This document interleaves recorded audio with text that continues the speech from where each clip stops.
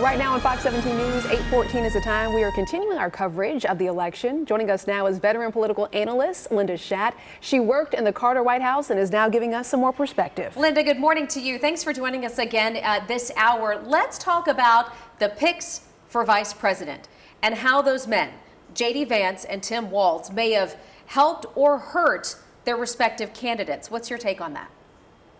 Well, early in the campaign, I would have said that J.D. Vance had hurt Donald Trump and was not a good pick.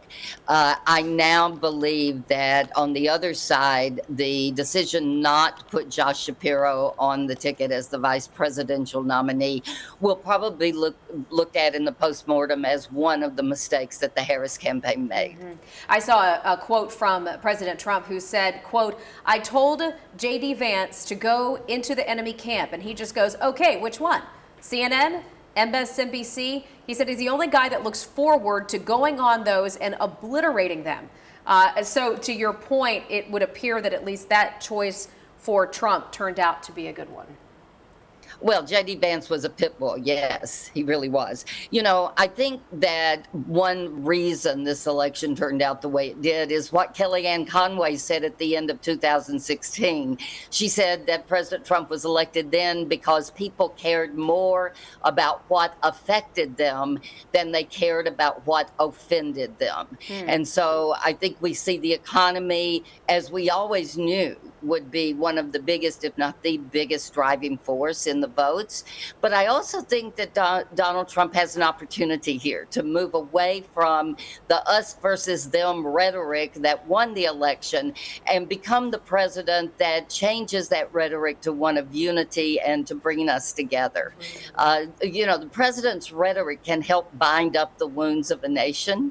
And I believe that he could do that if he would shift to a more unifying message. And I expect him to do that. Linda, when do you expect that we're going to hear a concession speech from Vice President Kamala Harris?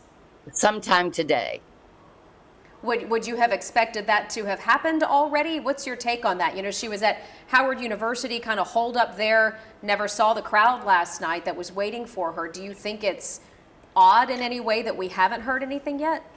No, I don't, because if you will remember in 2016, we did not hear from Hillary Clinton until the next day. So I don't think there's anything unusual about that. This is a case where the Democratic nominee will abide by the results of the election and will concede. Earlier this morning, Linda, you talked about black men coming out to vote for President Trump. Were you surprised at all by the number of Hispanic men who came out to vote for him as well? I wasn't surprised because that trend was already in place. I do believe that the macho message that the president really leaned into in the last part of his campaign really appealed to black and Hispanic men, and we saw him double his percentages in those two areas. All right, Linda Schact, thank you so much for sharing your perspective with us this Wednesday morning. Thank you.